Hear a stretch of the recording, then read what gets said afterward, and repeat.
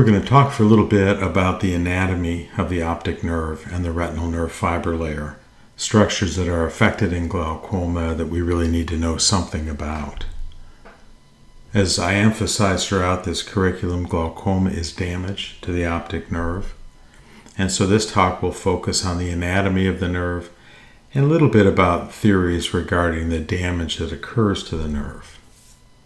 The part of the nerve that we can see, the visible optic nerve head, is also called optic disc or papilla, but most of us would call it the optic nerve head. What we see on average in ophthalmoscopy is about 1.75 millimeters in diameter. But there is a wide range of optic nerve sizes, up to 7-fold difference in area between individuals. This image appears also in the optic nerve exam part of this curriculum. These are optic nerves of two different people. The right optic nerve you can see has a disc area of 4.18 square millimeters. The left eye, again a different person, optic disc area of 1.34 square millimeters. That's a difference of over 3-fold. In section 9, which discusses the changes that occur in optic nerve and retinal nerve fiber, we will go over all the clinical manifestations of optic nerve damage. The optic nerve is made up of up to 1.25 million axons. They are divided in the nerve by septa into about 1,000 fascicles, which we can see here in this histopathology slide.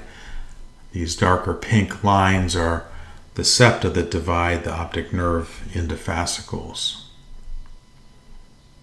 The cell bodies are in the ganglion cell layer of the retina, and they synapse in the lateral geniculate body in the brain. This is a high-resolution OCT scan of my retina. You can see the foveal pit. You can see the optic nerve head there. The retinal nerve fiber layer, which is very thin over the central macula because everything is displaced away from the fovea. And then the ganglion cell layer and interplexiform layers, which are a little bit hard to separate out on OCT. In the axons, there is axoplasmic transport that carries nutrients from the ganglion cell bodies to the lateral geniculate, a really pretty long course when you think about it. That's called orthograde flow. And waste then goes back to the ganglion cell, and that is retrograde flow. There are 3 principal types of ganglion cells: parvocellular, magnocellular, and koniocellular, also called bistratified. Parvocellular are the most numerous. They make up about 80% of our ganglion cells. They are small diameter, small receptive fields, mostly in the central retina, rapid conduction velocities, and they respond to color and fine detail, not so much motion, but when you're reading a book or hopefully watching this presentation using your parvocellular ganglion cells. The M cells, magnocellular, large, they're fewer in number. They represent about 10% of the ganglion cells. They're larger diameter. They're sensitive to change in luminance and dim environments, and they detect motion. They have large receptive fields, so they're really not much good for fine detail, and slower conduction velocities than the P cells. And then the K cells, or koniocellular, are also bistratified cells. Also, like the M cells, represent about 10% of axons, and they process information regarding blue-yellow color opponency. And that's the basis of short wavelength automated perimetry, or SWAP. If we go back to talking about these cells, both the M and K cells, because there are so few of them, relative to the P cells. A lot of attempts have been made to determine early glaucoma damage based on loss of the M cells or K cells, because there's not a lot of redundancy in that system. So that's the basis, for example, of short wavelength automated perimetry. So when you think about how the axons are organized in the fundus, you would expect them to be like the spokes of a bicycle wheel, just coming towards the optic nerve head. If we think of this as the optic nerve head, that the fibers would just extend out like the spokes of a bicycle wheel. But when you look at the actual retina, that does happen out here. Things are pretty much like bicycle spokes, but there is the papillomacular bundle between the macula and the optic nerve head that contributes a huge amount of the optic nerve structure. And the fibers that are going to the more temporal portion of the retina need to arc around that big papillomacular bundle, and we get these arcing fibers. Those fibers do not cross the temporal raphe, which is right here.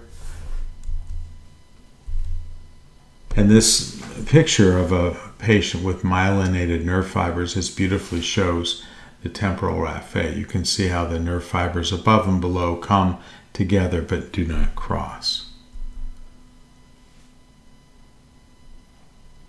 The axons from the most peripheral retina travel deeper in the retinal nerve fiber layer and exit in the most peripheral portion of the optic nerve, where the ones that are closer to the optic nerve are more superficial, as you can see here in the black arrow, and travel down the central portion of the optic nerve. If we look at the optic nerve in cross-section, there are four main regions. There's a surface nerve fiber layer that we can see. Just behind that, the prelaminar area, laminar, and then retrolaminar. We'll talk about these in a couple of different ways. Again, the superficial nerve fiber layer is the visible portion of the nerve, almost entirely made up of axons, a few astrocytes sprinkled in there. The prelaminar region is the part of the optic nerve right below the surface layer, right above the lamina. It lines up, as you can see here, with the choroid right there. Again, made up mostly of axons and, again, a few astrocytes. The axons then travel through the lamina cribrosa, so the laminar region is contiguous with the sclera. It's the porous portion of the sclera that allows axons to travel through, made up of sheets of connected tissue and elastic fibers. It supports the nerve tissue as that tissue exits through the sclera. The fenestrations in the lamina are larger superiorly and inferiorly, and there is speculation that these larger pores provide less support and may explain the propensity for superior and inferior optic nerve head damage. Sometimes you can see the lamina, as you can in this patient with a very deep cup. You can see that pattern in the depth of the cup of these laminar pores. That can be seen both in glaucomatous optic nerves but also in normal optic nerves, and it's really not a tremendously helpful finding. And then as we move farther back in the retrolaminar region, then the optic nerve begins to take on myelination and therefore doubles in diameter to about 3 millimeters. And it's surrounded then by meninges, the pia, arachnoid, and dura.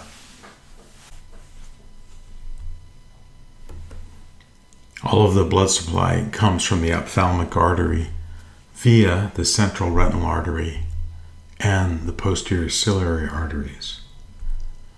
So the central retinal artery supplies the nerve fiber layer and the retrolaminar region of the optic nerve. The posterior ciliary arteries of which there are 1 to 5, branch into short posterior ciliary arteries, from 10 to 20 of those that enter the sclera around the optic nerve and can form a circle called the circle of Zinhaller. They supply the anterior optic nerve, the prelaminar, laminar regions. An occlusion of the posterior ciliary arteries can lead to anterior ischemic optic neuropathy.